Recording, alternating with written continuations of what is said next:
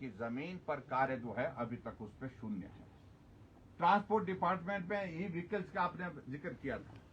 अरे बहुत सारे प्रदेश हमसे बाद में शुरू किए थे, हमसे बहुत आगे चले गए, लेकिन अभी तक भी जो है वो उसकी शुरुआत आपकी हो नहीं पाई। आप कह रहे थे चार्जिंग स्टेशन हम बनाएंगे, तो चार्जिंग स्टेशन कितने खोले, इन बातों को लेकर के स्पष्ट करें।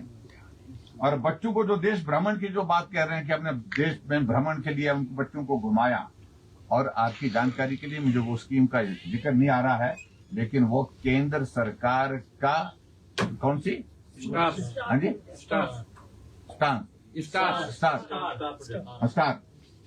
हाँ, उस प्रोजेक्ट के अंतर्गत जो पैसा केंद्र सरकार से मिलता है, यानी कि केंद्र सरकार का पैसा जो है उस पैसे पर जो है आपने ये किया।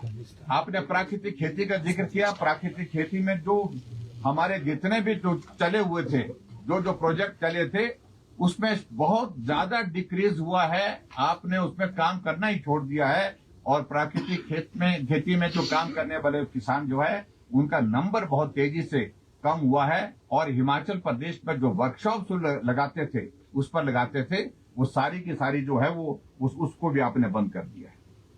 और उसके बावजूद भी आप कह रहे हैं कि अब की बार हम उस पर सब्सिडी देंगे, हम बहुत सारी चीजों का ये करेंगे।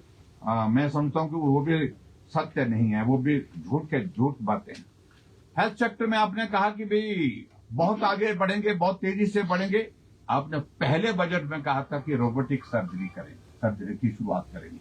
आपके एक बजट नहीं, 2 बजट नहीं, 3 बजट गुजर चुके हैं, अभी तक जमीनी हकीकत यह है कि रोबोटिक सर्जरी के लिए आपका जो मिनिमम जो इंफ्रास्ट्रक्चर है वही खड़ा नहीं हो पाया है, वही आपका तैयार नहीं है। ना डॉक्टर्स है उसके लिए एक्सपर्ट, और उसके बाद जो ना ही आपके पास जो है उसके लिए जो इंफ्रास्ट्रक्चर चाहिए वो भी आपके पास नहीं है।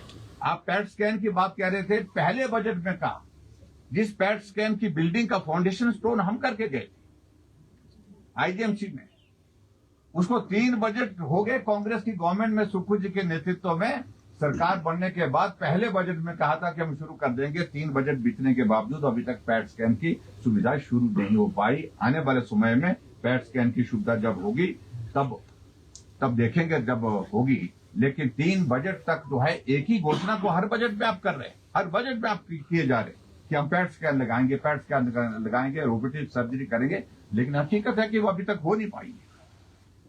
आपकी हिम केयर के बारे में आपने कोई जिक्र नहीं किया। उस योजना का क्या कर रहे हैं? क्या इस योजना को आप समाप्त करने जा रहे हैं? लगभग 450 करोड़ रुपए से ज्यादा की पेमेंट जो देने को है।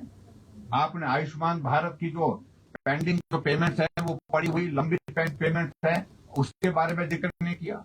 आने वाले समय में आयुष्मान भारत को आप चलाएंगे कि नहीं चलाएंगे? आपने सारा योजना का जिक्र नहीं किया।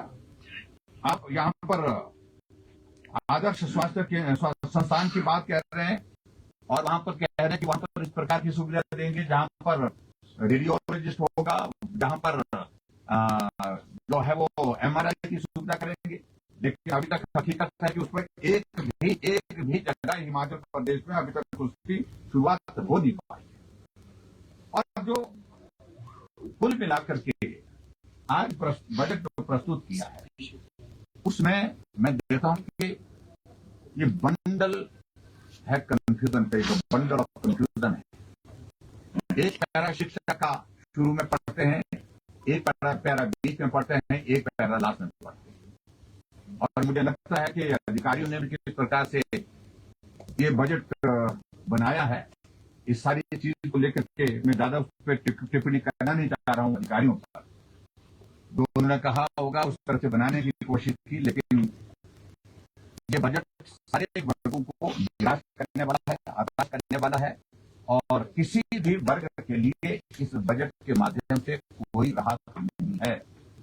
और आपकी अपनी योजनाओं के लिए दूध के रेट्स के लिए थोड़ी सी स्लाइड इंक्रीज करने के बाद ऐसा माने कि हमने वो पूरा कर दिया। और महिलाएं जो 1500 रुपए जो देने की जो बात कही थी, वो महिलाओं की संख्या जो चुनाव से पहले घोषणा की थी, उसमें आपने कहा था कि हर महिला को 18 साल से ऊपर की महिला को मिलेगा, जिनकी आबादी की संख्या लगभग 23 लाख बन चुकी है।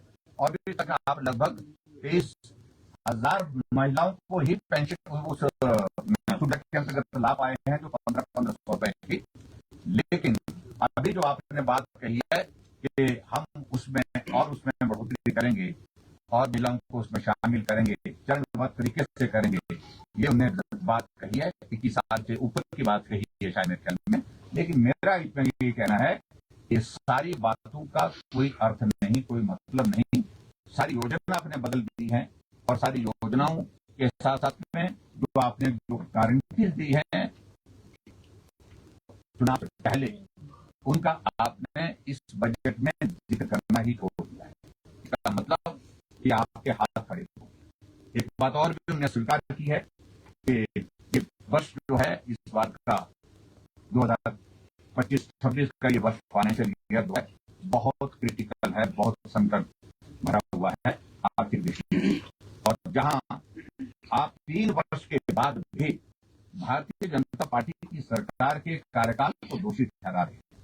भारतीय जनता पार्टी की सरकार ने जो ऋण लिया गया उसका जिक्र कर रहे हैं, तो मुझे लगता है कि अच्छा होगा कि आप इस पिछले बजट में जो ऋण आपने हिमाचल प्रदेश में सरकार बनने के बाद व्यवस्था परिवर्तन के अंतर्गत 3 वर्षों में लिया, उसका भी जिक्र करते तो मुझे लगता अच्छा है। और उनको ये मालूम होना चाहिए कि हिमाचल प्रदेश में भारतीय जनता पार्टी की सरकार ने अगर सही मायने में शुद्ध ऋण की अगर बात करते हैं तो हमने सिर्फ 19,600 करोड़ रुपए का ऋण लिया था।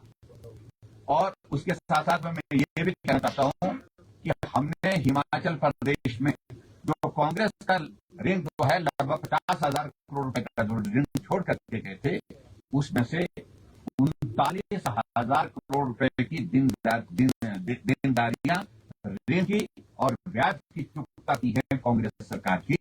ये भी उनको इस बात का भी आभास होना चाहिए।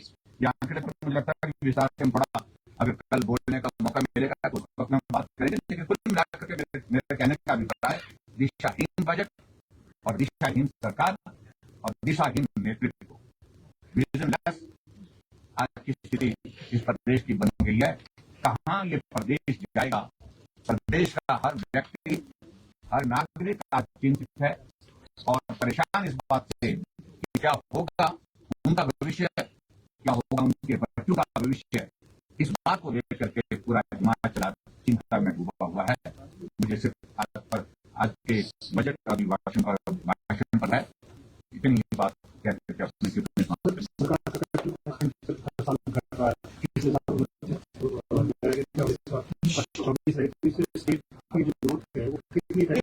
सारे काम रुके पड़े हैं पूरे हिमाचल प्रदेश में। पहले आप रुके पड़े, लेकिन अब तो आने वाले समय में और भी काम रुके रहेंगे। मतलब काम होने के विकास तो आप भूल जाइए। सिर्फ और सिर्फ मैं फिर कह रहा हूँ, सिर्फ और सिर्फ केंद्र सरकार की योजना के माध्यम से प्रदेश में विकास कार्य जितना कर पाएंगे वही विकास कार्य हिमाचल के लोगों के हित में आएगा। आदरणीय प्रधानमंत्री नरेंद्र मोदी जी का आशीर्वाद जो पैसे हिमाचल प्रदेश के लिए जो शेयर के रूप में मिलेगा, केंद्र की योजनाओं के तहत मिलेगा, केंद्र के प्रोजेक्ट्स के माध्यम से मिलेगा, वही हिमाचल प्रदेश में विकास करने के लिए हमारे पास उपयोगी हो पाएगा। अन्यथा प्रदेश